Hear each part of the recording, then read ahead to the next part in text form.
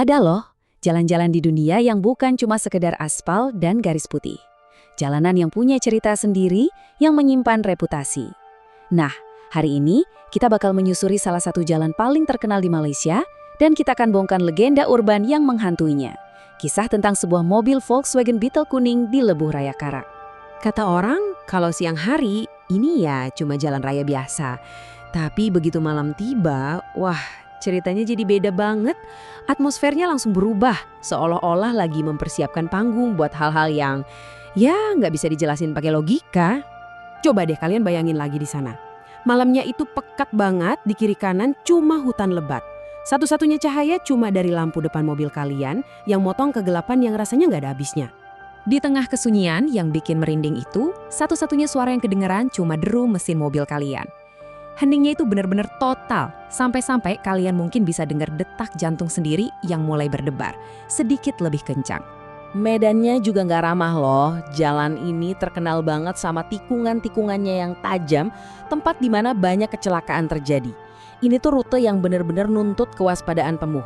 Sebuah fakta yang bikin apa yang bakal kita bahas selanjutnya jadi terasa jauh lebih mengerikan. Ya, inilah Lebuh Raya Karak. Sebuah rute yang reputasinya nggak cuma dibangun dari pemandangan yang indah, tapi juga dari bisik-bisik para pengemudi. Cerita tentang pertemuan aneh dan perasaan nggak nyaman yang udah menghantui jalan ini selama bertahun-tahun. Cerita serem yang lahir dari jalan ini tuh banyak banget. Mulai dari orang yang ngaku lihat sosok aneh di pinggir jalan, sampai dengar suara bisikan di radio. Tapi, di antara semua kisah itu, ada satu legenda yang kayaknya nolak buat mati. Sebuah cerita yang terus diomongin dari satu generasi ke generasi berikutnya. Dan inilah inti dari semua misteri ini. Bukan hantu manusia loh, tapi kendaraan. Sebuah Volkswagen Beetle kuning yang katanya sering terlihat melaju di jalan ini. Tapi, setiap kali orang coba lihat ke dalam, kosong. Nggak ada seorang pun di sana. Jadi, dari mana sih semua ini berawal? Setiap legenda kan pasti punya titik awal. Oke, mari kita mundur ke pertemuan pertama yang pernah tercatat dengan kendaraan hantu ini. Coba bayangin kalian ada di posisi pengemudi itu.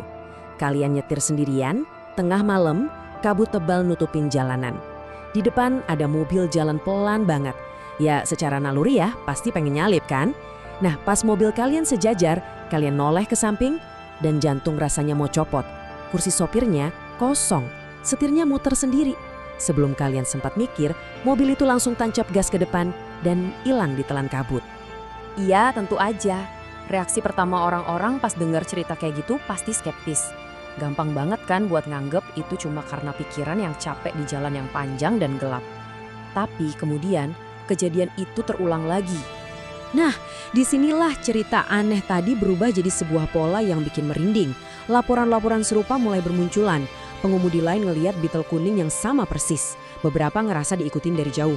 Yang lain disalip sama mobil kosong itu di tengah malam buta. Dan yang paling nakutin, ada yang sampai sumpah kalau mobil hantu itu seolah sengaja nuntun mereka ke tikungan berbahaya sebelum akhirnya lenyap.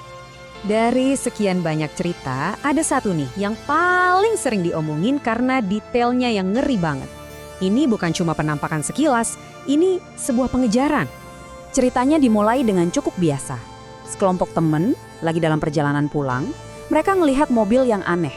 Kosong, lampu mati, parkir gitu aja. Mungkin mereka sempat komen soal itu, terus lanjut jalan lagi, gak terlalu mikirin. Dan disinilah rasa ngeri itu mulai datang. Dari kaca spion, kelihatan sepasang lampu depan. Itu mobil yang sama. Dan sekarang mobil itu bergerak, ngikutin mereka. Panik pun mulai muncul. Mobil itu bukan cuma ngikutin lagi, tapi ngejar. Rasa takut langsung nyelimutin para penumpang. Begitu mereka sadar mobil kosong tadi sekarang lagi memburu mereka di jalanan yang gelap dan sepi ini. Si pengemudi injek gas, tapi Beetle itu terus aja mendekat. Coba bayangin terornya ngelihat mobil hantu itu makin besar di kaca spion kalian. Mesinnya meraung-raung, padahal nggak ada satu orang pun yang ngendaliin. Dan gitu aja, klimaksnya datang tiba-tiba. Mobil itu nggak nabrak mereka, nggak juga bikin mereka keluar jalur. Mobil itu cuma nyalip mereka dan lenyap, seolah-olah nggak pernah ada di sana. Ninggalin mereka dalam keheningan yang bikin shock. Pertanyaannya sekarang, apa sih yang bisa ngejelasin fenomena yang seseram dan sejelas itu? Yah, seperti banyak legenda lainnya, akarnya mungkin tertanam dalam sebuah tragedi. Konon katanya nih ceritanya berawal dari seorang pemilik Beetle kuning yang meninggal dalam kecelakaan fatal di jalan ini. Dan disinilah misterinya dimulai. Jasadnya memang ditemukan, tapi mobilnya nggak pernah. Seolah-olah ditelan jurang, mobil itu lenyap. Sampai akhirnya ia mulai muncul kembali sebagai hantu di jalan raya. Jadi kita dihadapkan pada dua interpretasi yang beda banget. Di satu sisi ada penjelasan supranatural, arwah yang terperangkap yang mungkin lagi mengulang detik-detik kematiannya atau justru mencoba ngasih peringatan ke orang lain. Nah, di sisi lain, kaum skeptis nunjuk ke penjelasan yang lebih logis. Gimana kabut, rasa capek, dan permainan cahaya bisa menciptakan ilusi yang sangat meyakinkan. Apapun yang kalian percaya, satu hal yang pasti, cerita ini tuh nggak pudar seiring waktu. Sebaliknya, gaungnya terus bergema sampai hari ini. Nah, ini dia pertanyaan utamanya kan, apakah ini hantu, sebuah peringatan, atau cuma produk dari imajinasi kolektif kita? Faktanya adalah gak ada jawaban yang pasti. Dan mungkin justru itulah yang bikin legenda ini begitu kuat. Ini bukan sekedar cerita kuno loh, ini adalah legenda yang hidup dan bernapas di era digital. Sampai sekarang pun, orang-orang masih sering berbagi pengalaman mereka ngelihat mobil kuning itu. Forum online dan media sosial dipenuhi sama kesaksian-kesaksian baru, yang ngejaga misteri ini tetap relevan buat generasi pengemudi yang baru. Mungkin emang ada beberapa jalan yang gak cuma nganterin kita ke suatu tempat, mereka mengingat. Mungkin jalan itu sendiri yang menyimpan memori akan sebuah tragedi, sebuah pengingat yang menghantui bahwa saat kalian melintasi lebuh raya Karak di malam hari, kalian mungkin nggak pernah benar-benar sendirian. Sesuatu buat kalian renungkan, pas lain kali kalian lagi di jalan yang sepi dan gelap.